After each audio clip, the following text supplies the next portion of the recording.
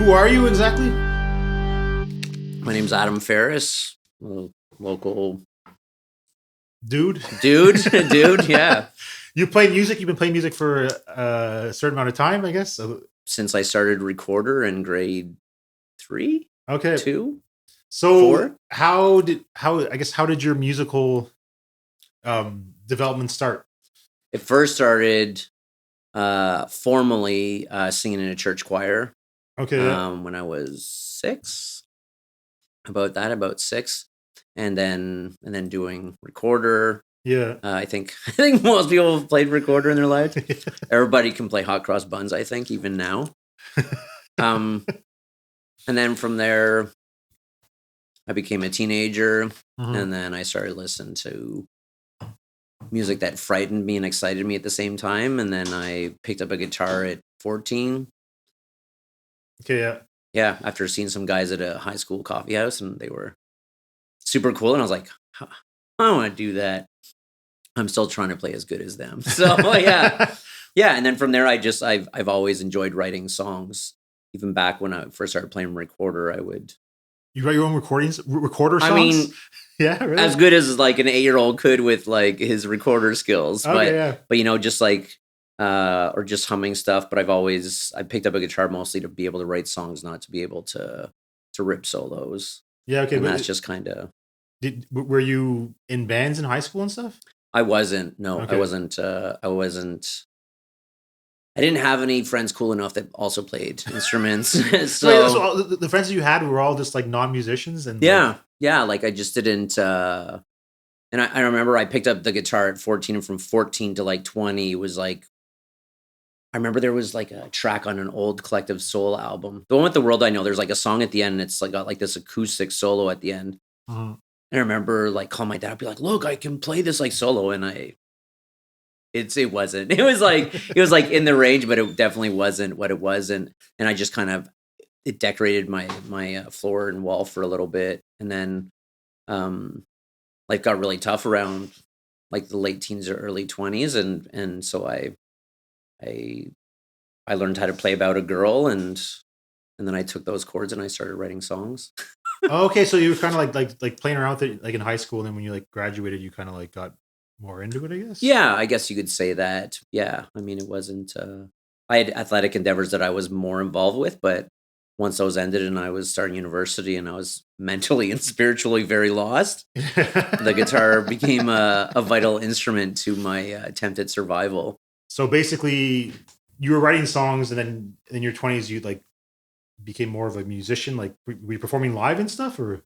I performed like open mics. I think I jammed with like a couple bands. Like I would jam with a band, and they'd give me a song to like record, and then we'd play together. And then mentally, I wasn't well. We'll put it that way. So I had other priorities. But I always have enjoyed playing music alone, and I basically just played open mics and stuff. And I didn't really get into a first serious band until I was like almost 30 years old. Yeah, so like I guess the idea is that you're kind of like trying to like sort of form something, but like was never working out, or just like you just didn't have the energy to even form something. Probably a mix of both. Okay, yeah. Probably a mix of both. You know, I don't know what that was online. I mean, was it Craigslist or I don't know. There used to be a site like the Ottawa Musician.com or whatever. Never heard of it. And it I was know like Punk Ottawa. Yeah, but it was even like a bit before Punk Ottawa. Punk Ottawa was more like targeted, but the Ottawa Musician.com, I think it was. And it was basically just exactly what it was. It was just like classified for people looking for other musicians. And was it successful? I remember there's one band I forget, but we ended up we did a cover of like Rhinoceros by the Smashing Pumpkins together, and that was great off the Gish album. And yeah, nothing like stuck. I either like didn't fit with their need or I just was more comfortable doing my own stuff. So like maybe I'm going to start off in the right spot. There's a band called The Panama, which you started. Yeah, was it like the first major band that you kind of played in? Yeah, I would say yeah. I didn't start that band. It was started by a local. I don't know if he's still in Ottawa, but a guy named Jeff Clark and his buddy Jack. Okay. And and then we also had our guy Mike McComb and Brian played guitar, and they had their singer had left, or Oh, so I don't know what you're happened. just like hopping in. I just hopped in, and like you were singing like the songs they had already written. there was one of their songs that it's one of the 4 that's on the EP that's online that I've never really enjoyed. I didn't really like the lyrics, but the other ones that we played, Jeff wrote the music, and then all the lyrics and melodies were by me. And okay. yeah, at that point I just had a lifetime of pent up energy of being a lead singer in a band that I oftentimes will get out of the moment and get too into trying to please the crowd and stuff like that. But it was really exciting. It was the first time I toured, so that was fun. But what do you mean that you got to the moment of trying to please the crowd? I think of just like I had this lifetime of what does like a lead singer look like, and trying to be all like, you know, Freddie Mercury and like Billy Corgan and like maybe like extravagant or something. Like, what do you mean? No, just not extravagant. It would just be we're getting on stage where my voice wasn't. I was still finding my voice at that point. Yeah. But I just got distracted by trying to like look cool and okay. You know, I bought this black jacket from a friend at work who was all fashionable, and like a gray scarf, and you know, it was just like, you know, it was just whatever, but I really enjoyed the music and I enjoyed being part of that. But there was a bit of an age difference. They were in their earlier 20s, and I really enjoyed the music that Jeff wrote, and I really we would spend nights together writing songs and working them out, and I enjoyed that. That was the first time I had like a collaborative songwriting. Yeah. And I like that at certain points. And you said you're touring like across Canada, I guess, or no? We did one tour throughout Southern Ontario, or like we did like 9 shows in 10 days or something silly. And you know, in a 5-seater, like just in a car pretty much, with a U-Haul on the back, a little U-Haul on the back. And yeah, so that was my fun. That was my first taste of what that looks like. And then we came back, you know, some personality stuff, and so we tried finding a new drummer, and we tried to hold on, it just didn't work. So that band kind of fell out. No, well, I mean, often too, like in your early 20s, you can kind of like everyone's sort of like uncompromising and will insist on their own ways, and things will fall apart a lot easier. Yeah. And I also think too, a lot of times with bands, you can see it either in bands in Ottawa or bands that have ruled the world of like that they're greater than the sums of their parts. And I think some bands really forget that part of what makes them special is those 3, 4, 5 people in a room. It's not because this person's a great guitarist or this person's a great singer, lyricist, or an awesome bass player. There's something I think unique about bands that are able to. Sorry, I'm dropping shells all over. Yeah, I always admire that bands that can just kind of like accept that and just kind of, you know, roll with it. Yeah, I think you guys do that. You know, I don't mean to toot your own horn, but like a band like Stoby, right? Like I know that you have your skills, Rick, and everybody has their own skills. But like part of what makes bands special is they're greater than the sums of their parts, you know. And any enjoyable band experience that I've had, that's been the case, and it didn't feel that way, and someone didn't want to continue. And I mean, I guess there's not a huge like I guess power struggle. Yeah, I mean, I think first, primarily the idea is that if it can work, like work for Marie's, then it works for everybody, kind of thing. Yeah. But there are times when it doesn't work. But yeah, I guess the idea is that you play the song, and then if it's falling apart, then you kind of just give up on it. But yeah, like if it's working, then it's working. And yeah, it doesn't, right. Like you can kill your babies. Like if things aren't working. Yeah. Then, yeah. So far so good. Yeah. So that was that, and that wasn't going to be the first time where that happened in a band for me. But so the Unremarkables in 2013. Yeah.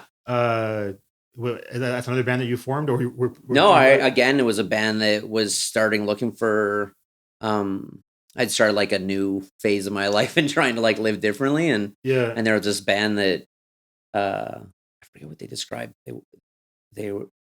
I have like I say like garage rock, classic rock, kind of Yeah, a little it bit bluesy, was. but not quite bluesy. But Yeah, yeah, it was. So there was. I think Kevin started it, and Kevin now goes by the name Young Shadow. Young oh, okay. Young Shadow. He does a lot of like digital and synthesizer stuff.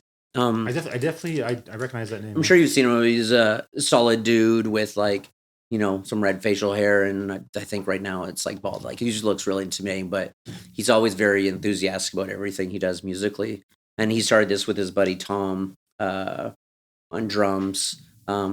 Super super cool, super super sweet guy, super great cook. Yeah. And they started this rock band, and I showed up and I had to sing a cover of a Wire song, X Lion Tamer, I don't know.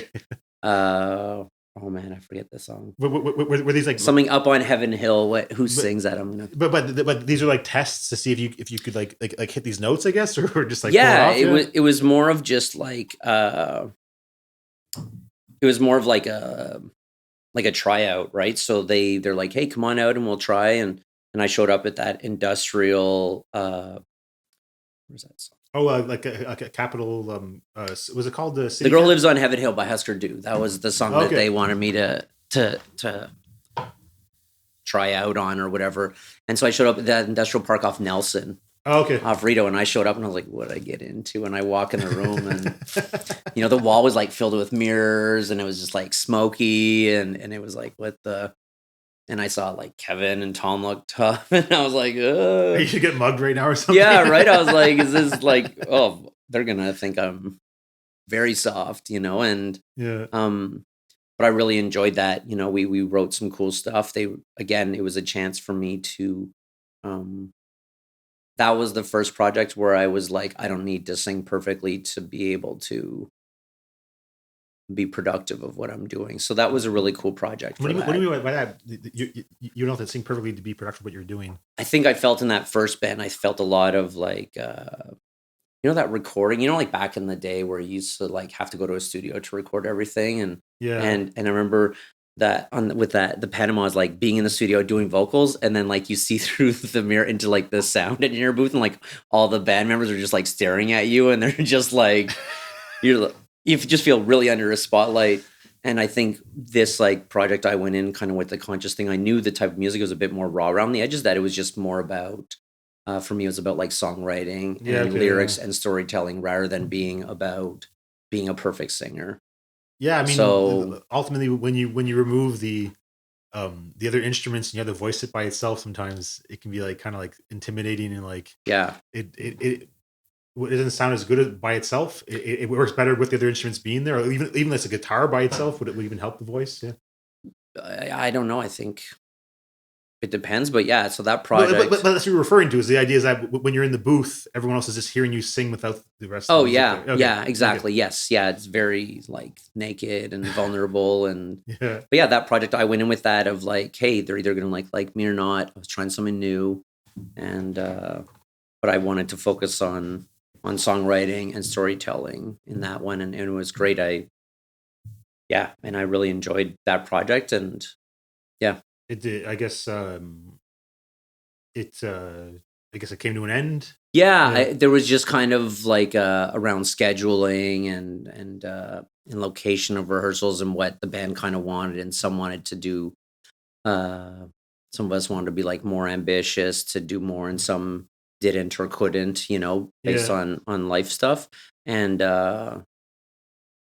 it just kind of naturally, like we had a bunch of songs like we never released, and there's one or two that I really, really enjoy. I can't remember them off the top of my head, but I remember there's a song about like oxytocin, that, or whatever that chemical is that draws attraction to people. And I think that music captured, like, that part of my life was really chaotic. Yeah, okay. But also, and a lot of the music was really chaotic and about like some dark themes, and but I enjoyed that project. Yeah. So I guess like it kind of was understood that it kind of ended on like everyone was just like, "Hey, this is not going to work," and kind of it just kind of our bassist moved out west, and it gave me a big trouble there. Yeah, and Kevin wanted to do other stuff because he's just like got so many ideas of what he wants to do musically, and and he's just like got an infinite knowledge around music. And then, Tom had his other band, and a couple other things. So What was the other band? Do you remember what the name was? he played in the Nummies and the Beer Barons. Okay. So the Nummies were just like a hardcore punk band, and then the not the beer cans, the Beer Barons. I think that's what they called. I apologize, Tom, but like they were kind of like a Celtic-y folk punk band. Okay. And yeah, Tom and I played together a few times. We jammed together on some of my stuff after that, and nothing ever like came from that. But it was just a fun outlet. And Tom's a super solid dude, and I'm still in contact with him semi-regularly. So yeah. I mean, at least for my research. Yeah. Well, I guess what you told me too, and maybe researching as well. Bit of both. Waxing Moon was like an acoustic project, and there's like a female vocalist singing with you. Yeah. How was that formed? So after the Unremarkables stopped, it gave me some more confidence of like that I can like songwrite and like perform more. And so I started performing solo stuff, and it was going well. And I met this girl, and we'd like sit by the tree, and she'd But what tree? There's a tree over by where we lived where we'd go like hang out, right? And so I'd like play the songs, and she'd start to like sing along to them and stuff. And, okay. And so I played a show at Prest. Oh, I miss Prest. What a great venue. Yeah, it was a nice place, yeah. Oh, I loved it. Sandwiches, staff, sound, everything. And yeah, and so we performed, and then long story short, she wanted to be underneath a certain name that wasn't just me, and I enjoyed that project because we were together. It was my partner at the time, and I really enjoyed that. And then there came a point where Showbox had a thing on it. Had written something about one of our shows, and I'd started to like look into booking shows out of town because we love traveling. And then all of a sudden, she's like, "Oh, I don't want to do this as seriously as you do." Yeah, and it's like, well, that really sucks because you just hijacked this project and made it into a different name rather than my own, right? And so I was really resentful. But this is someone that had a history and a future of flailing on commitments. We'll put it that way. So I was pretty resentful towards that. Yeah, so that ended. I guess like one of the things about having like a band in general is like trying to like balance out everyone's expectations. Like you can get like 4 people in a room, and someone's like, I want to tour Australia, and the other person's like, I don't want to leave my house. I want to do open mics. Yeah, I don't want to leave my house. Yeah, that's not compatible.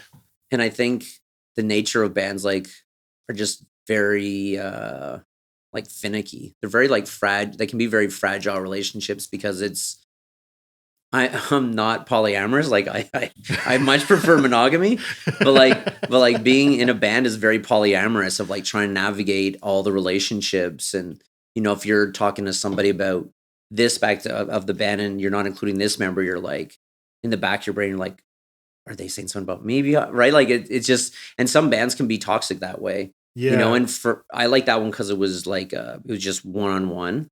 But that outcome was more of a symptom of our relationship, of where our relationship was at that point. There's definitely been like, I've been involved with bands where if somebody didn't like what I was thinking, when they went to go pick up another band member to meet for the jam session, they would like tell them to conspire against me. Yeah. And it creates like a very unhealthy environment that like everyone's sort of conspiring against each other and like keeping secrets from each other. And it's like, I've been in bands where like people are coming up to me and saying, we got to kick out the lead singer of the band. And like, well, we don't have a band anymore, but it's like, what?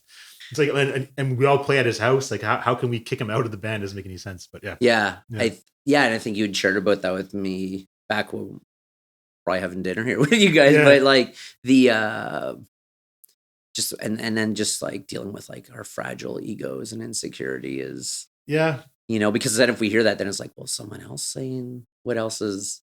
So, but that, like I said, that fell apart is more of a symptom of our personal relationship than of our, and that relationship ended. And, it was one of the saddest things I ever went through at the time, but looking back at it, numbers of years later, Yeah. it turned out to be one of the best things that ever happened in my life. So yeah, hindsight is 2020. yeah. If you're wearing the right glasses, I think so. Rose-colored glasses. Yeah, rose-colored glasses. That's very yeah. Okay, so maybe the things in between, but Galapagos is a band that came after that. Yeah, so I just I had a bunch of songs that I didn't get to, in that Waxing Moon was a lot of it was like lovey-dovey stuff, and so and then there came a point where I wasn't writing about lovey-dovey stuff, and that was part of that falling out, and in that, musically speaking, of Waxing Moon, and so where did I meet? I met Matt Wood. I forget where I met him or who I met him through. I think I met him through I don't know who I met him through. Okay. But anyways, I met him, and you know each other. You met each other. Yeah, we and how does anyone meet anyone? I guess. Yeah, and then he would come over to our house at that point. Her and I were still together, and he'd come over, and we were working on songs that were either old Waxing Moon ones or new stuff that I had just sitting around. Yeah. And we spent days and hours and stuff, and we had this idea of like a band that we wanted, and so that would have been in 2016 that we started that, and we didn't have our first show with the drummer for about a good 9 months. We just spent a lot of time writing, just him and I with our guitars acoustically, and so you're writing I guess someone would have an idea and the other person would add on to it, kind of thing. Or, yeah, I think a lot of the songs came from me, and then Matt would. That's number 3. I'll pick them up. How many shells do you have in your hand? I have one more, so we're 3 for 4 so far. I would come with the songs, the basic Adam style, just a basic structure, skeleton of a song, and Matt had a really beautiful. I really like the melodies that he writes, just really kind of catchy, but also really kind of a little bit kind of reminds me a bit of you're playing too, right? Of but there's something that's just a little bit off, but really cool. Not really not off, but it's not what you would assume, dissonant, or something that you would if you're listening to a riff, you're like, oh, it's gonna go here, and it just goes slightly off to the side, and you're like, but this is way cooler. And Matt did that to all those songs, and became great friends through that. I mean, the song, Bike is is it called Bike? Wait. It is called Bike, yeah. Yeah, do. Is this something that he wrote? Yeah. Yeah, I wrote the, basic chords, and he did that, and I know there was one part on the solo, where I was like, instead of jumping to something else, do this twice or whatever, right? Matt and I had a really good working relationship of his very skilled and knowledgeable musically, and me having a picture of sound in my head that I couldn't express in my own musical skills. Yeah. We worked really well together in that. I can't remember where I wrote that song. I know what I wrote it about, but what did you write it about? I wrote it about just walking down the streets of Ottawa one time and seeing an ex, just walking on the other side of the street, and I just kind of. She wasn't even riding a bike. I think she was. But you said she's just walking on the other side of the street. Walking, riding. I don't know how. If the chorus came first or verse. I don't. You were right. Yeah, I don't know if she was walking or riding, or maybe because she lived in Centertown as well. I saw her twice. Maybe once was walking, once was biking. I kind of, you're kind of breaking the myth of bike here. Sorry, if you want to keep it. No. So that's, I don't even know, and I don't even think. And the way that was recorded, we were in the studio. Matt and I always had this idea of wanting a band. Yeah, that was our intent, and so we found this drummer, and we jammed with him for a couple of months. We're like, well, we're gonna go in the studio. I wasn't totally sold on him as a drummer, and we showed up in the studio, and he just didn't know the songs. It was It was really embarrassing for Matt and I. So basically, like you were practicing and you were kind of like, I think he knows the songs, and when you came to the studio, he just did not know what he was doing. Just did not. Yeah. And so that whole song used to be a bit slower and had like a bit more of like a slow kind, like the same group, but like slowed down. Yeah. And there were a couple of bar measures, and literally the way that it was, the way it was recorded, which is recorded by Cameron of Organize, and he's done lots of other stuff in the city. Is he literally just because the drumming didn't work, so we just started. He's like, "How about you just sing going into it that first, like you were right." Yeah. Yeah, and then that's how it was recorded, basically. Okay, so my understanding is that this drummer didn't work out. Yeah. And then you recorded this album in an afternoon. Yeah. With this Cameron. Cameron from Organize as the drummer and the guy recording this.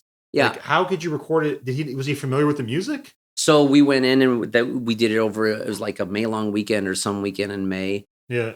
And we went in, and the Saturday it was just a really uncomfortable thing. And then can I ask? Yeah. Did you give him the boot? You're like, get the hell out of here.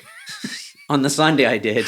So the Saturday night afterwards, he was a buddy of Matt's, and Matt and I went out for a bite at Burrito Gringo that night. Burrito Gringo was open at the time. Yeah. Bronson? Yeah, exactly. Oh, yeah, because nice. it was right near Cameron's place. All right. And so we went there because after he left for that night, because he was like, I'm not comfortable recording here for whatever reason. And so Matt and I went out and we chatted. And I had to be like the bad guy. I've never had to be the bad guy in that kind of situation. Like, I wasn't even good at breaking up with people when I knew relationships weren't good enough for me, And I was like, Matt, like, there's one shot, like one error tomorrow, and I'm pulling the trigger, like, because it was Matt's friend. I was like, I'll be the bad guy. I'm totally cool with that. And so that next day we went in and. Wait, so the drummer showed up? Yeah, so we had him go in. So he showed up the next day, and it was just really uncomfortable. Like, he's a really nice guy, and he's more of a guitarist, and he was trying like drumming. It was just, and I don't know if it was the nerves or anxiety being in the studio of having someone else hearing. Like, I don't know, but I did know at that point, I was at a point, especially with Matt, like we had a picture in our brain of what we wanted this to sound like, and it wasn't anywhere near what.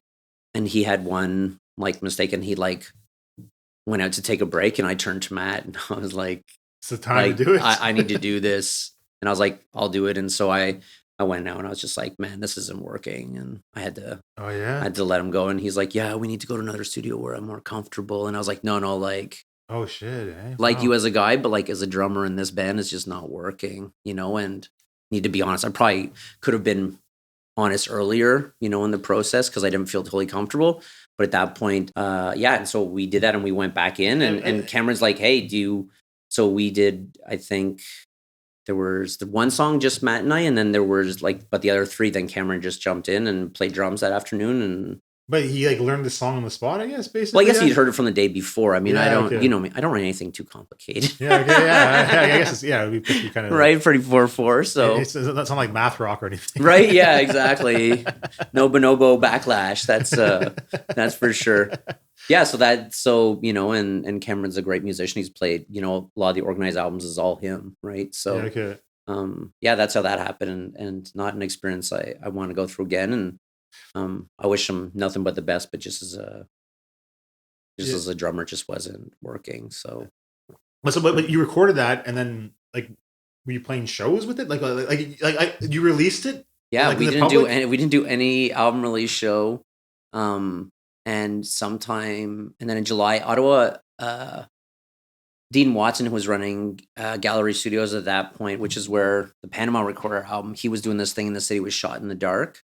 And it was filming Ottawa bands live in various locales. Yeah. And so there was one in the middle of or late July that was out.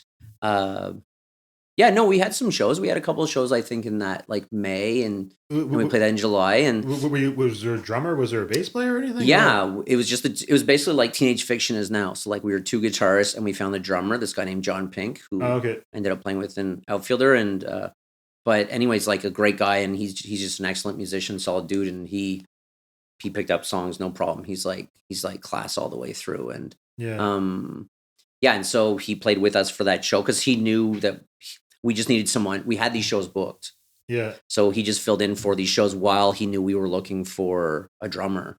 And we did this one shot in the dark in like July.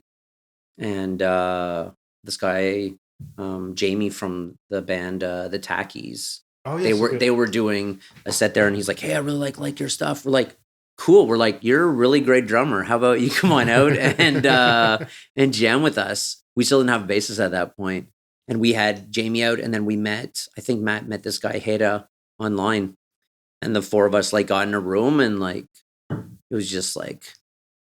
Yeah, it was just like you're like, this is the band that like, Matt and I wanted, right? It was like Jamie was a great drummer, and Heda was exactly what we wanted on bass. But a bit before that, like, yeah, so that was how that kind of happened. And then we recorded a new album that fall. So the four members, okay, yeah. Yeah, okay. We recorded a new album that fall because we felt that where we were with the band was like a totally different place now with like Heda and Jamie in the band, that we need to have someone that represented where I was at musically writing, where Matt was at musically writing, and then also with the two of them in it. Yeah, you recorded I'm forgetting the song now. Na na na na na na. You re-recorded one of the songs off the first EP. Was on the second EP. Was Lungs. Yes, that's it. Yes. Okay, sorry, I had never written down, but yes. Yeah, that was Matt had some really great ideas on that song that he was kind of bummed that we didn't get to on the first one. The acoustic version sounded really great. But like, yeah, the one on the Even This Glow album on the second album was closer to what Matt wanted, and I appreciated his sonic. It was like a heavier version of it too. Yeah. It was, and that one was always like fun to play live because Matt and I both sang on it. And did he? Yeah. Oh, wait. At the beginning part, there's like, I guess there's two voices. I wasn't sure if that was you. Yeah, that's Matt. Okay. Yeah, so that's Matt. I'm usually pretty particular about who gets to do backing vocals, but I loved Matt and our voices together. So, way back when the first album came out, we didn't do anything for the album release or anything. All of a sudden, just Matt found this thing somewhere. Somebody let us know online that some kids down in like Colombia synced it up to some like Japanime movie clip and had translated it to Latin or to Spanish at the bottom, and it had like 10 or 20,000 like views of all these like emo kids down in Central America. The song Bike, right? Yeah. Okay. And it was just kind of like that's. So I think I know why that happened now. Yeah. So I can't remember. Doing some research. I think there was a band called Galapagos from South America. Okay. So what happened was that they were searching for that band and they saw you and they liked it. Well, yeah. And they very well might have assumed it was the same band. Yeah. But anyway, like that's how it kind of started. Yeah. That was really weird to me. That was like, what the hell? Like someone's listened to something that, right? So yeah, it just kind of took it like, it's the closest I've ever come to a hit, right? Like it's such a, I still love playing it. Have you ever considered like touring South America? Yeah, that was one thing that we thought of. I know that when I was watching World Baseball Classic, it was like Mexico was playing Colombia, and I was like, Heda, who played is from Mexico, and I was like, but Colombia, that's the first place that like really like songs I wrote outside, even more so than in Ottawa, it seemed. Yeah, so we thought that was funny. I mean, it didn't like come to be, but it was just a weird kind of thing. Like I could see how someone that gets millions of plays being like totally like awestruck like that. Like it was still, I can't, like what is 20,000 listens? That's weird. Yeah. I would suspect that there's people out there who like have it like on some kind of playlist or something like, well, it's not on Spotify anymore. I took it down. That's that. First of all, why would you take it down? Why? I don't know. I regret that decision. I made that decision in haste a year or so ago when I was just like, I don't want any of my music up on Spotify, and now I've resold my soul back to the rightful owner. It was a political statement then. I think it was political, budgetary. A few years ago, I got a message from somebody from India who was asking for the lyrics for a song we have called Gibberish. Yeah. And I'm like, what the hell? What the hell's going on here? But I gave it to him and stuff, but it's like sometimes the things kind of spread like.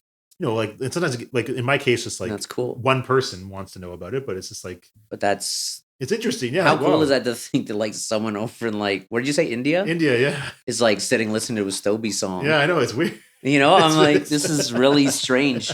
Because Bike had a bunch of plays on there too, but on the Spotify. But yeah, I don't know why I took that out. That was the whole. Yes, so Yeah. you guys are playing shows and stuff? Like, Yeah, so we played shows, and then we got Haida and Jamie, and then we played some shows. And the first show we played together was in August of that year, and it was just like we had pretty much all new songs, and we played with Basement Revolver out of Hamilton. okay. They were, for a while, they were like some indie pop darlings. I don't know if they're still doing stuff now, but just a really cool band. Yeah. And like we played that show, and it was like the first time I was like, yeah, we can, like, this is what I've been craving. Yeah, okay. Like, for whatever. And yeah, we recorded the album and released it, and it went pretty well. We had a great album release show at Pressed.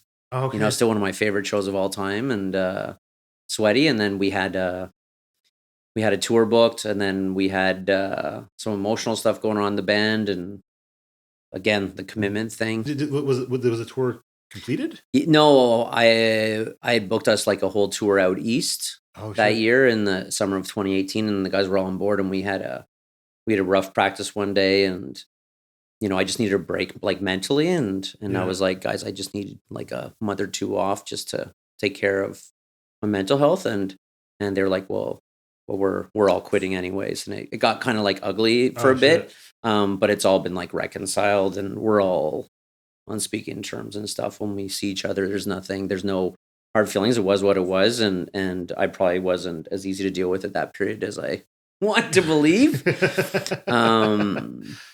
Yeah, so that was just really disappointing, because then we kept getting show offers, and I'm pretty sure you played a show at House of Targ with the Mono Times, I think. Yeah, that was our last show. Oh, was your last show? Okay. So we had a meeting a day or two before, and I was like, yeah, after the show, I need a break before. And they're like, no, like, we're done.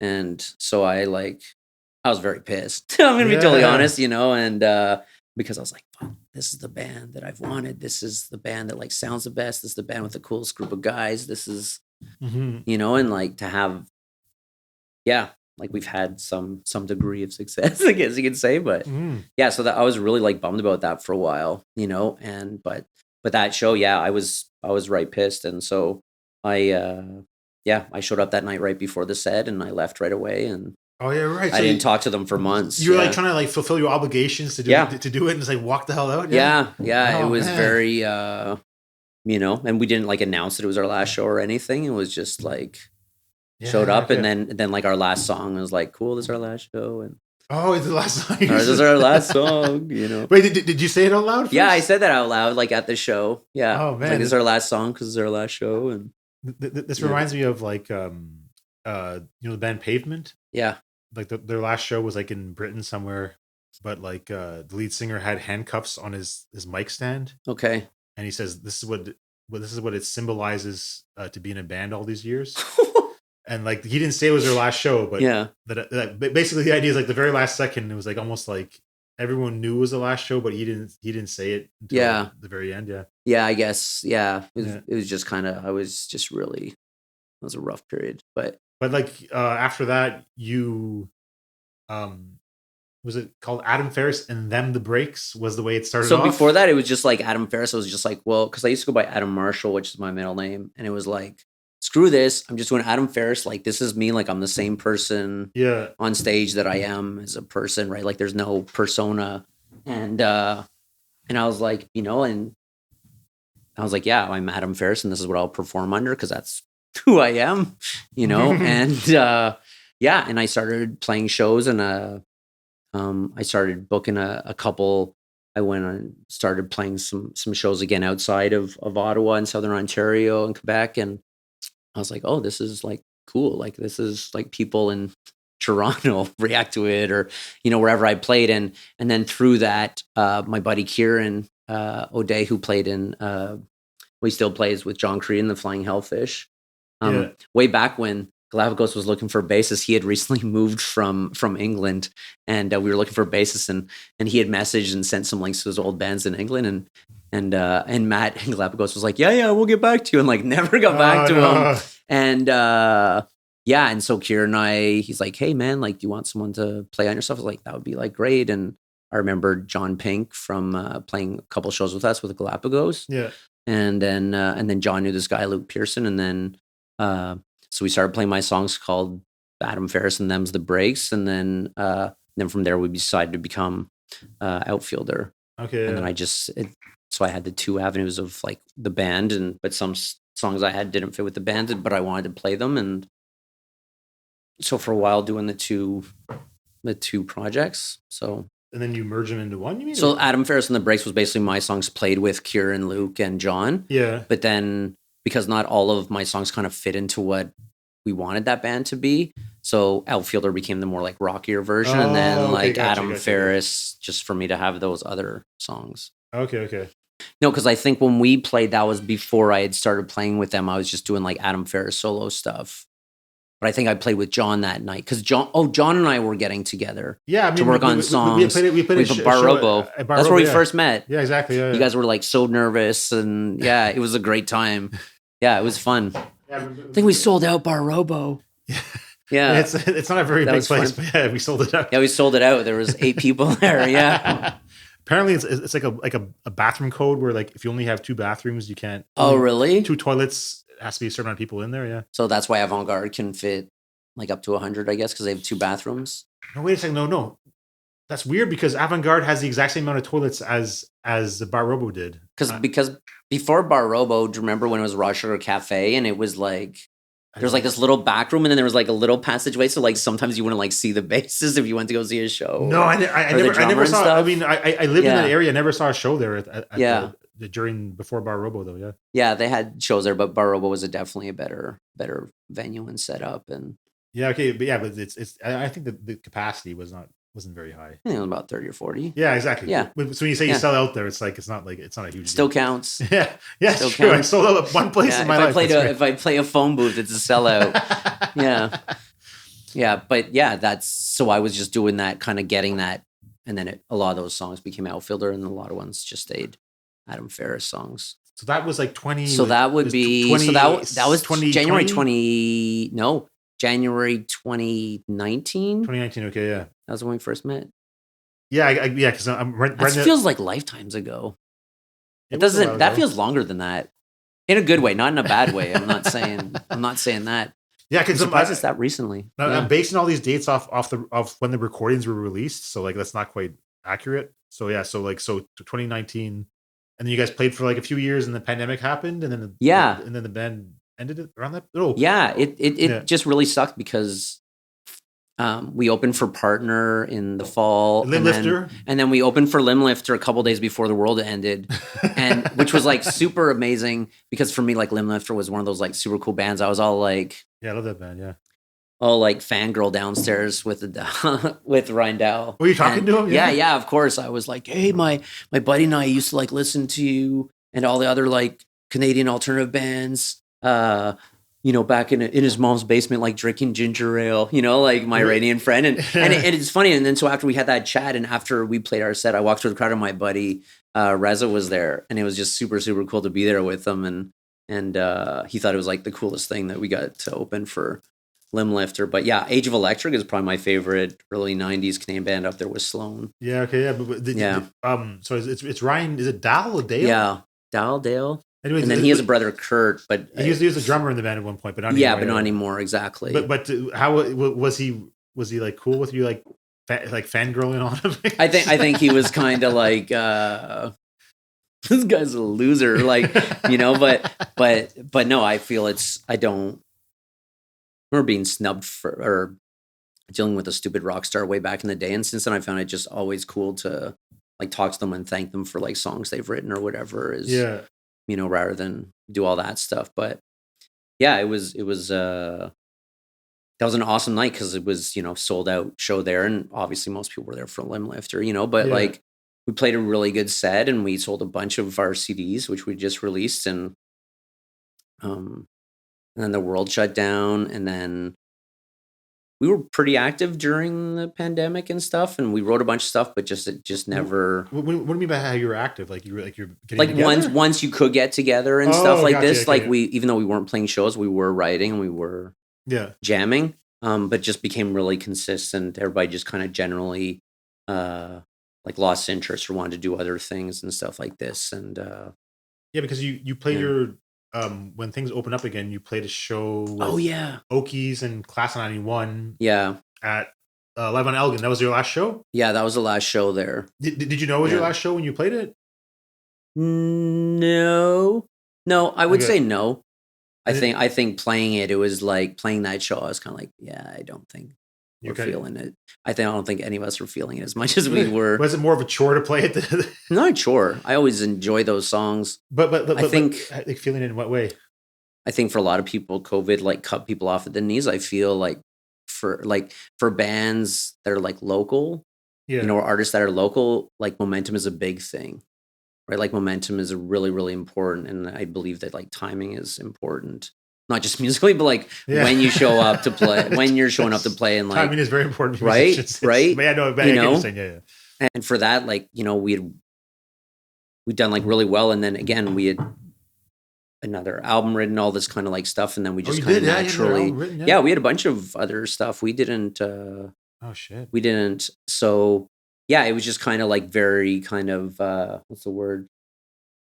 Not dispiriting, very kind of like drained, I guess, maybe, or very like drained and disappointed, right? Of just kind of like, to work a year and a half to do something, then to be cut down for like a year and a half to try to pick up steam. Yeah. It's just kind of, it was just like no one was feeling it eventually. And yeah, I mean, like the whole like music scene can like actually change in a matter of 2 years too. Like, you can see it in Ottawa, right? Of like how fast it's changed from like before and after. There's like this fresh young blood and all these new great bands and stuff like this that are going on right now. I mean, like I think like Stobie kind of came in like right before the pandemic happened. Yeah, I think your timing was good. No, well, that's not good or bad, but it's like the bands that we were playing with before the pandemic and the bands that we're playing with now are different. Like the bands that before the pandemic are gone. A lot of them. Yeah. It's like, holy crap, they're non-existent. Yeah. Yeah. And people like us that aren't in our early 20s anymore. Yeah. Life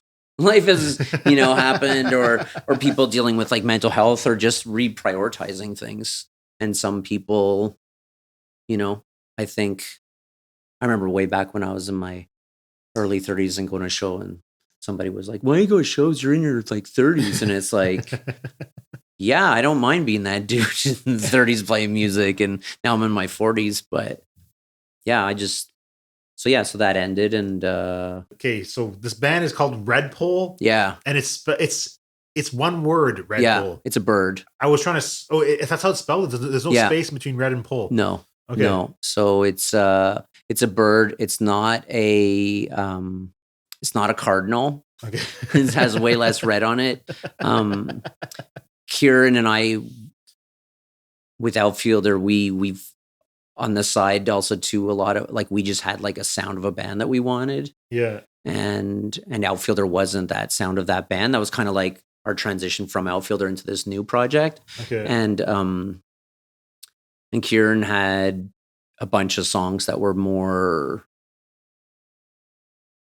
punk, alternative-y kind of sounding. But was he writing from a bass, like from bass or like a guitar? Yeah? He writes on the guitar. Okay. And and so we went out for a meal one day and be like, hey, this is what we want, and this is how can we? And we tried a couple people, and we and we and then so we had his buddy, and then we had this guy Jeremy, who used to play with John Cree and Flying the Hellfish way back in the day, and he hadn't drummed in a couple of years, and we got together, and John Pink, who played with, is a very efficient, professional, talented drummer. Yeah, he has. He even does the drumstick on the. Oh yeah, no, John, like he's got his like snare slanted, like he could probably like play.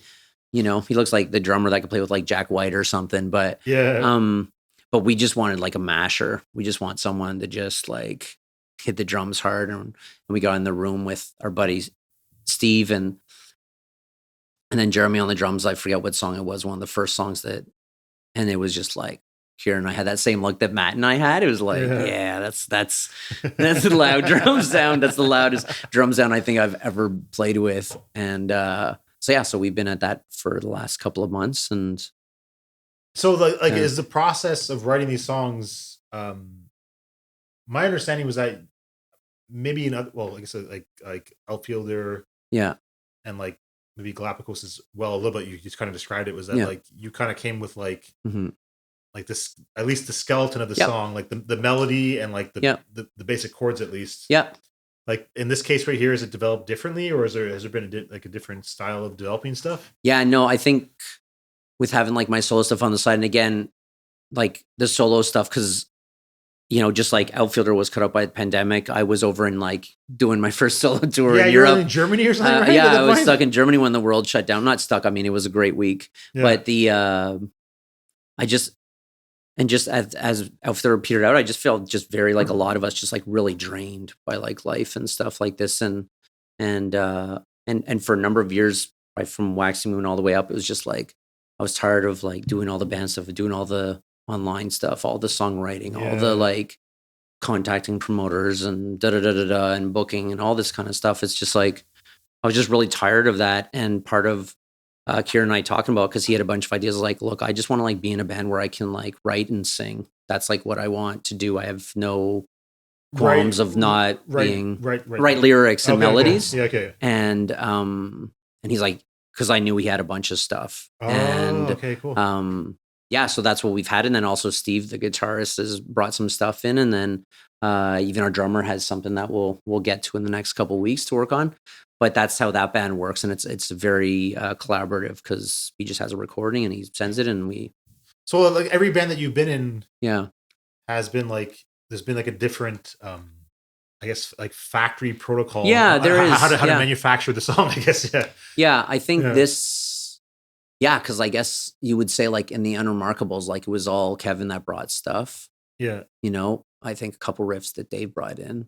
But in Galapagos, it was Jeff that brought them all in. And and this is, so I like this one. I mean, it's collaborative. It's, I really like, it's stuff that I want to be a part of, but I can't write. Okay, but musically. But like, so like when you're playing, mm-hmm. Sorry, not when you're playing, but like, so when a song is like, there's like music mm-hmm. like brought to you, and mm-hmm. then you go off on your own to like figure out how to put a melody on it, I guess. Sometimes I figure it out in the room, or just kind of an idea, and I just jot things down. But my favorite way to write in this kind of context, which is what I did way back with Galapagos when I first started, but I really like it now, is like I will put that song on repeat and I will put on my headphones and I will like go for a walk. Yeah. Okay. And then maybe I'll have an idea, maybe I won't. Yeah. Okay. Yeah. Is there ever like I always find with trying to like write like a vocal melody, like the temptation to just follow the guitar line?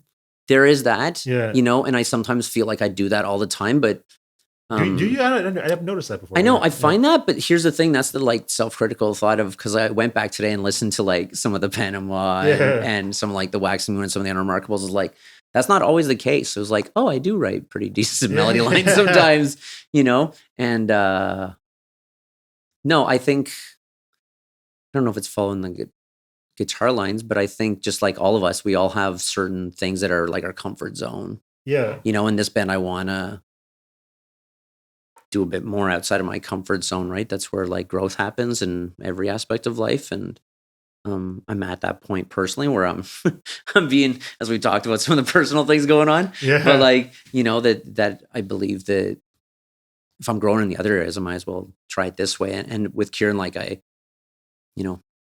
Kieran will tell you what he thinks of you. So the fact that he wants to be in another band with me and have me as a singer is a glowing review.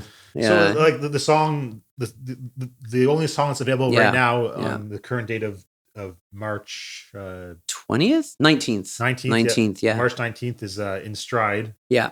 So it's actually just called Stride. Yeah. Oh, excuse me. Yeah. Okay. I like simple song titles. That's an Adam thing. Yeah. I mean, the lyrics say In Stride, but anyway, Stride. Yeah. So that was like a song written by Kieran that was brought to the band, and you added melody on it? I think Steve brought that one to the band, actually. Steve brought that one. Our guitarist brought that to the band. And I don't know if it was new or someone he had sitting around, but when the band was starting, right? People are like, oh, I've had this around for a while. And you just kind of. Yeah, okay. Yeah, and it just kind of like came about. And for me, listening to it, I love it because to me, it sounds like Oh my god, definitely maybe era of like Oasis, like Oh like shit! it gives me that vibe, and I don't think some of the artists like that I think that, but that was the It kind of sounds a little like like Slide Away almost, which is one of the best songs they've written. But yeah, I don't know that song, but I was gonna say like a mid '90s emo band sort of. yeah, that's kind of like we're definitely, you know, with a lot of us, you know, we all bond over Get Up Kids, and you Yeah, know, okay. so like we definitely grew up with emo, and now we're old enough to not care whether or not you think we're cool or not. So yeah, I remember when we put up the song on Bandcamp, someone was like, "Who didn't put the emo tag on the thing?" And I was like, "All right, cool." So yeah, I just don't want anyone to think that we're dashboard confessional. So that's more my solo stuff. Let's talk about like general songwriting. Yeah. This is like a question about songwriting. Oh yeah, This is kind of like more. I love like, talking about this stuff. Do you have like a time of the day or like a mood you need to be in to write music? I like the mornings. Yeah. I like the mornings for singing. I like the mornings for writing. You mean like before you even shower, have a coffee, or like even eat food, or just like? Well, I don't drink coffee or shower, so we'll just. But no, I don't drink coffee seriously though. Yeah, and I shower at night, so okay. That got really intimate. But the secrets to songwriting: shower at night. Yeah, I like writing in the morning. I know that the morning is always I'm more productive in general. Okay. At that point of the day, and I also like that quiet, like energy building. I feel most creative at that point. I don't need to be in a certain mood. No, but I mean, like, would being sad or happy hinder the idea of like writing a song? I know that in the past year or so, there's been periods of like sadness where I'm not writing. You know, when I was younger, I really enjoyed writing sad stuff. That was what I always felt. But now I find I just write whatever. Sometimes it's hopeful, but I don't need to be in a certain mood. I don't think. I mean, I'm writing all the time. Whether or not those words make it into a song is a different thing. But I guess the idea is that like there can be, well, not saying in your case, but there could be potential that if you're so sad, you don't feel like even putting the effort in. There are those periods. You know, there have been periods over the last like number of months where like I barely pick up the guitar. Yeah. Okay. You know, like when I'm down and stuff, that's something that shows up. But for me this year, I've made a conscious decision with this band also too, to like playing guitar is not the priority for me. It's writing, just whatever. My suspicion, which may be wrong, is that I suspect that you probably grab the guitar and then sing lines onto it and then form it that way. Or do you write lyrics first, or do you ever write lyrics first and then try to fit them into a song, or is it? Sometimes I do. Yeah, okay. But I don't have lyrics. When I write in my thing as if it's like in song structure, like a verse, a chorus, right? Like I write stuff, and then sometimes I'll play it, or sometimes I'll come up with stuff on the spot, and other times I'll be like, oh, I think I wrote like a line that maybe I want to use here, and I go back and be like, oh no, that works or it doesn't. Or like sometimes like if you've written something down, the syllables don't match. Yeah. Yeah. I always count like the syllables and like my phrasing, right? So like in my book, it'll have like 7, 5, 4, 7, 6. So even before the song is even created, you'll make a That's if I put it into a song, or sometimes if it's like, oh, this would be good on like a song that like Kieran's written, you know, like, so this is like, because me, it's like the second and third verse is always like, try to write it as good as the first verse. The first verse is like striking lightning, and the second and third you really got a mind for sometimes, you know? That's the way I feel about it. But sometimes you're like, that's such great lyrics. And then sometimes you're like, we had a song like that at the band, and there's like the first verse really good, second verse is like so garbage and cheesy. You know? Have you ever gone through like writer's block before? Yeah. A lot in the past couple of years. How long did it last for? Like, what's the I've had months. Yeah, months. I've had months in the past couple of years. And you're trying, and it's like nothing's coming out. Yeah, and sometimes I've gotten better at accepting that the process is not up to me to decide when or where songs show up. It's like a spirit. I believe in that kind of like.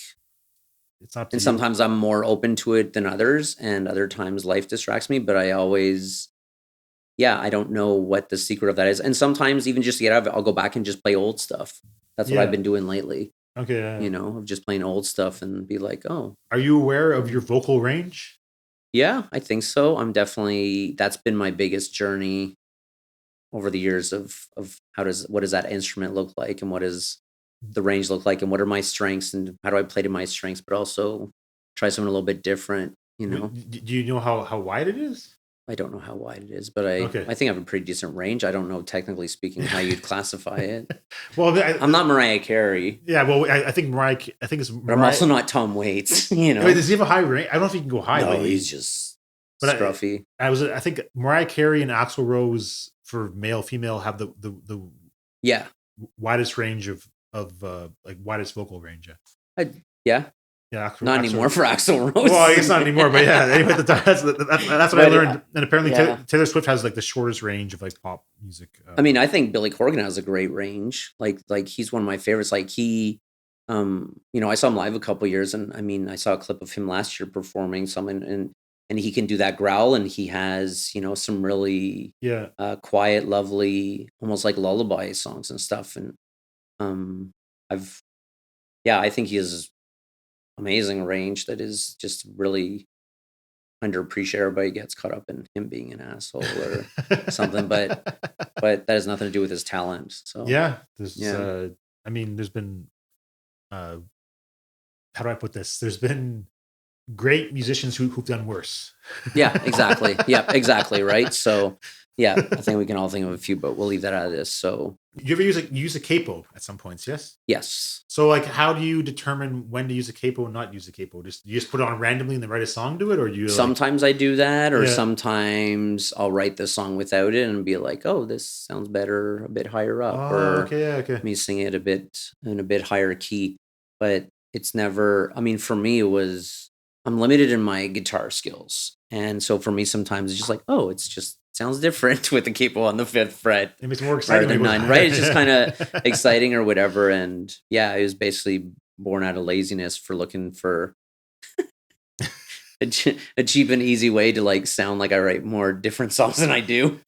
That's the total honest truth. Yeah. Have you written songs that are just like that you just completely like you hoped were going to be good songs and you kind of just like trash them?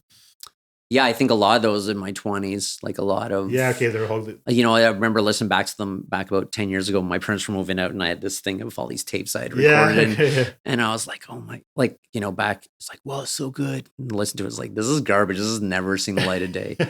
There is actually one performance that I had that is online. I'm never telling anyone where it is, and it's so bad. It's horrible. Is your name tagged in it by any chance? I think it might be. I don't know if it is, but it's very hard to find. I had to dig really hard for it. We have a great research department here. Yeah, you do. You are a solid researcher from what I've heard. Yeah, but no, it was just kind of, and there were songs that I had no idea that were great, that were greater, that I'd liked them as much as I did. Yeah. Is there songs that, I mean, I guess it's a 2-part question. Do you have like a rough estimate of like how many songs you've made over the years? And then there's a part 2 to that after that. But yeah, if you can answer, I'd probably say hundreds. Okay. Easily. I mean, just in my solo catalog now that I can remember over the past 4 or 5 years is about like 50 or 60. Okay. Yeah. So not all of them have seen the light of day, but they're all songs. And then with band stuff and stuff I've make up in the shower and forget when I get out. I would say hundreds if I'm being totally honest with myself. Yeah. Is there a song or songs that you have played live that you would not want to play again live? That kind of like you're annoyed by or bother you in some kind of way? I think Waxing Moon songs, I don't like playing those. There's just one of those that I like. I think just like for me, it was very much, and also in relation to that relationship, personally, it was just about like that existed at that time. That's what that is, right? And so that's the only real one. All right, so we're gonna talk about some songs that you've written.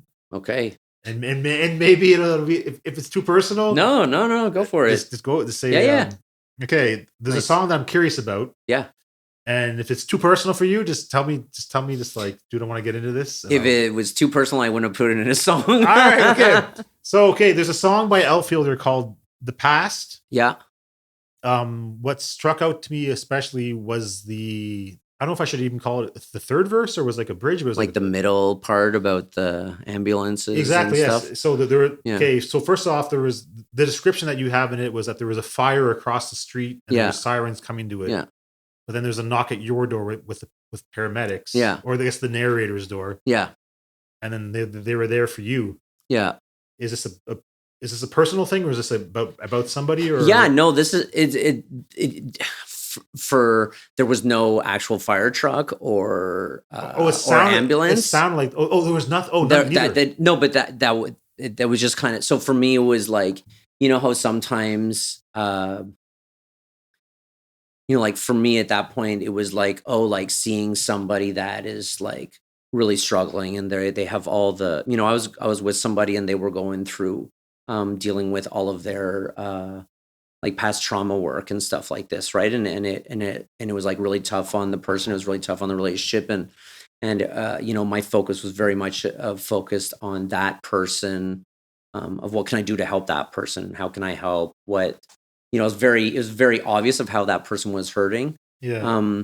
And for me, but in like reality, it was like, well, I'm hurting due from other stuff and some of that. And like, what am I doing to like take care of this side, right? Of like, because sometimes in relationships when I was younger, of like being distracted of taking care of other people rather than taking care of like myself. Yeah. And not in a selfish way, but just that like sometimes the ones that are like suffering are not as vocal as the ones that, you know, sometimes like when I'm suffering, I'm not very good at like letting people know.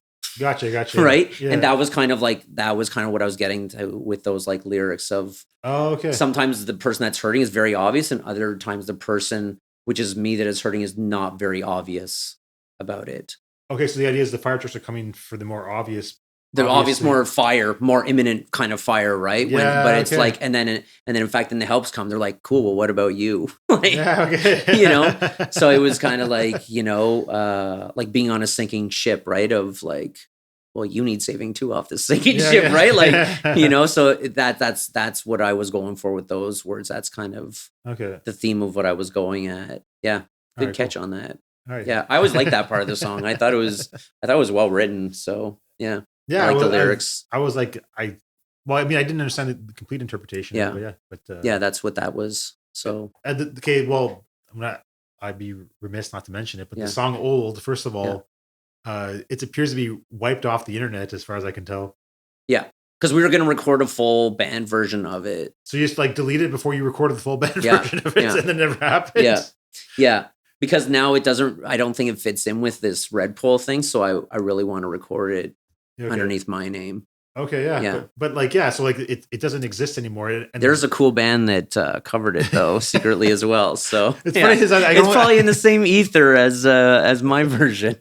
The only reference I have to the song now is the version that we made of it. Yeah. I can send you. I don't mind sending you. Okay, it'd be great. So. Yeah, they sent it to me. Yeah. It's like because I was going to use it as like a reference and stuff, and there was nothing to reference because there was nothing on the internet. Yeah, I've started to play it solo. Okay, cool. Yeah. So the first line on the song, which I'm going to try to interpret what you meant to say, and you can tell me if I'm wrong or not. Yeah. I thought by now that I'd be old. Yeah. What I'm interpreting this to mean, and you can go for it. I'm loving this. Yeah. Is that it's about the idea about like when you're getting older. So when you're young, you have an expectation that as you age, like you become like this more like mature person who has everything figured out. Like you look at your parents and you look at the adults they bring into the house and you're like, oh, they're all like totally confident. They know what's going on. And you thought by now that I'd be old. And then when you start like aging, you start realizing that like nobody knows what the fuck is going on. Yeah. Is that kind of what the line meant a little bit? Yeah. Cause it goes, I thought by now that I'd be old enough to know what was real. Yeah. Okay. Right. And like, yeah, it's that same thing of like, as we get older, sorry. That's all good. Yeah, that's exactly it of like growing up of realizing that, like nobody knows what they're doing and I'm trying to be like gentle on myself of like, you're not privy to any special information and you're just another struggling human. Yeah. Yeah. Like you'd hope that like it's kind of, well, maybe it's sad and comforting that you'd hope that Yeah. at a certain age, you're like, all right, everything's cool now. Because everybody, yeah, we think that, right? You think when you're a teenager, like when I get to be 20 and then you're like 25 or 30 and, you know, I passed 40 a few years ago and I was like, I'm still figuring a lot of stuff out, you know, like I'm still figuring most of it out, which I think we all are. But yeah, that's kind of, that song is just, yeah, what it's like to get older, you know, and. Yeah. Okay, cool. Then Yeah. I sensed I knew what you were saying and I got it right. Yeah. I think people our age probably get it more than, it isn't a song that I could have written at 25 or even 30, I don't think. Or like 17. Yeah, definitely not. Definitely not at 17. Reflecting on being 10. Yeah.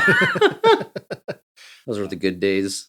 The song, sorry, not In Stride, but Stride. Yeah. My understanding is that it's a song about accepting the past and just sort of like, you can't change it and just sort of being cool with it because like, yeah, what else are you going to do? That's the vague idea I got from it. Yeah. I mean, yeah, as you can tell, my songs are very cryptic, but like, I think my songs are pretty straightforward with a little bit of like fun wordplay sometimes for my own enjoyment, more so than a listener. But yeah, it was just about, you know, life the last year has been really, there's been a lot of uncertainty. Yeah. And it's just been about, cool, I'm just gonna, to the best of my ability, try to take it, right? You know, as I can. And that we added those backing vocals of like, no matter what, right? Like we've all been through stuff before. And for me, it was just like, this is another life thing that I have no idea what's going to look like on the other side. And I have no choice. I mean, I can take my way out, but. What do you mean you take your way out? What are you talking about? Well, everyone can like kill themselves or whatever. But what I'm saying is like, but like when we're here, like, is there a real choice? Yeah. Or not to take it in stride or to fight it? You can't really protest your own existence. Right. And like, this is not, I always, and I quote this a lot. I love the song Down Here with the Rest of Us by Social Distortion. I don't know that song. But and it's from their album White Light, White Heat, like 92, 93, 94. And there's a great line, and it means a whole lot more to me every year I turn older. And it's like, no one's immune now from a world of problems. No one's exempt now from a world of pain. And that's just kind of that kind of like sentiment of, yeah, like you're just down here with the rest of us. So like, let's just, you know, I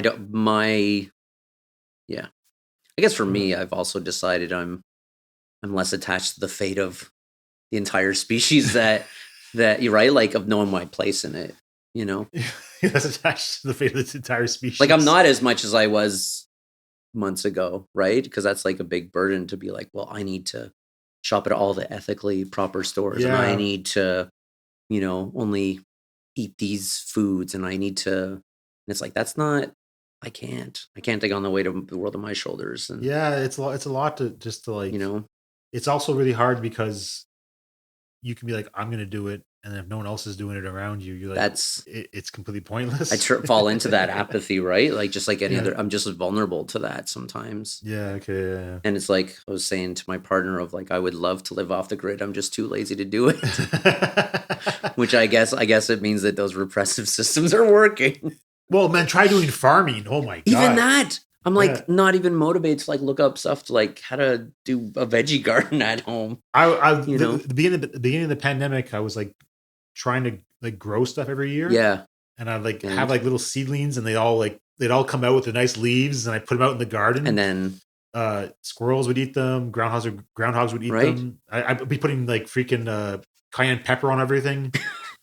And like, it was just I was putting cayenne pepper on all the leaves, and then I'd wipe my eyes afterwards, and my eyes would just burn. Anyway, and then that's horrible. No wonder you're colorblind. I keep seeing cayenne pepper, and nothing would grow. Everything would flower, and then like it would start growing, and then a squirrel would eat it. I'm like, oh my god. Anyway, it was horrible. I think they're all part of the system that's trying to defeat us. So it's a government conspiracy, man. Yeah, like how long have squirrels and groundhogs been around for? That's a pretty new invention. I think what you need to do is you need to make so many plants so they can't eat them all. That's probably what it is. Yeah, and also, and I think also trying to do that in an urban center is different. Because I think of like all the squirrels around my neighborhood. Like the other day, looking outside, and there was like 6 girls playing tag together. It's like, there's no way we can win against that.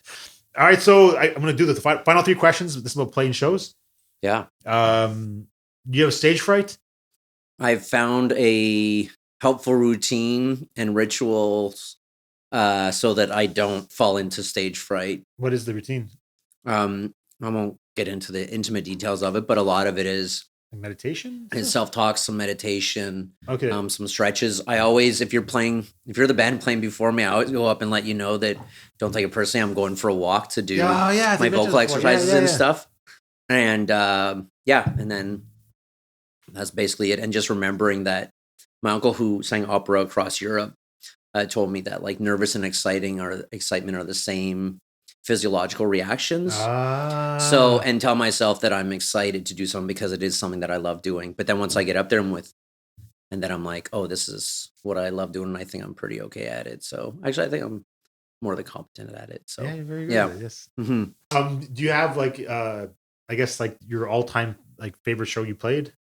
Oh yeah, I really like the Even This Glow, the Galapagos EP release. Yeah. That in January of 2018. I also really, really loved in September of 2019, I played with Rich Chris and Joe Bergeron at Nobody's Darling's Barbershop in Montreal. Oh, okay, I never heard of that. And you played at Barbershop? Yeah, it was awesome. Like really? Tony the owner used to have acts in all the time, and it was just like an intimate party, like neighborhood party, and people would like sing along and stuff like this. Sadly, Tony passed a couple months later, and so, but that show was like super special for a lot of reasons. And I think I love the show with Limlifter, but I think one of my favorites was playing over in Germany. It was my first show in Germany when I went over there. I played in Luxembourg the night before. It was just kind of okay. Yeah. And then I was really tired from jet lag. And then I played that night at a place called JJ's Pub in St. Wendell. Yeah. And it was like they have like a built-in audience, and they have touring acts come by. And it was you see a built-in audience. I don't get it. Well, just kind of like it was in a town that people come out on Thursdays because that's when the touring acts would play. Okay. And, at the end of my sets, we sing this song forward, and it was like, oh, wow, this works over here in Germany too. Like it was just I love singing that song with everybody. And so I think that those would probably have to be like right up there. And way back there was like an open mic I played at Cafe de Cuff that I just like killed it in like 2002 or something. But those are the most, All right, cool. Most special one was probably playing my grandma's funeral. That was probably my most emotional one. So I wrote a song that I wrote for her. So you kind of squeezed it in at the end there. Jeez. Yeah, that was the most like emotional one. But so you played a song that you wrote for her? Yeah. For her? Yeah, that was pretty special. So did you write it for her before she had died, or when she had died? I wrote it after she passed. Yeah. Okay. So wow. Yeah. It was. Yeah, that was not a typical gig, but a really important one for me for sure. Is that song in exist? Like you have a recording of it because I played it the night that we did the EP release. Oh, at my old apartment. Yeah, when you guys we played an acoustic show. All right. Yeah, I played it on that recording. Okay, yes, it's not the. I don't play it too often. So okay, just when I'm thinking about her. All right, cool. Wow, that's neat. Yeah. Cool. I gotta see if I can dig it up. Yeah. I rented from the Long and McQuaid, the guitar from Long and McQuaid in St. John, New Brunswick. So yeah. What was that? My grandma was in St. John, New Brunswick, so that's why. You rented it from. Yeah, because I didn't have a guitar down there with me. I was there. My family and I were there. You traveled down there for the funeral. Okay, gotcha. Well, no, we were down there for like the whole month beforehand and stuff. So it's just okay. I went back to my guitar as a healing device. Oh man, okay. Or coping device. I don't know. It's my therapy dog. Oh, man. Yeah. Well, I mean, I can't remember how I ended the other 2 podcasts, but I'm gonna say this is even a podcast. I'm not sure what this even is. I don't know what this is. I think it's an abstract art piece about stuff we talk about anyways, and other stuff with a bit less personal detail. But yeah, yes, I appreciate you coming on, and I feel like this is the most formal way to end it. The other 2 was oh shit, the camera ran out of batteries or something.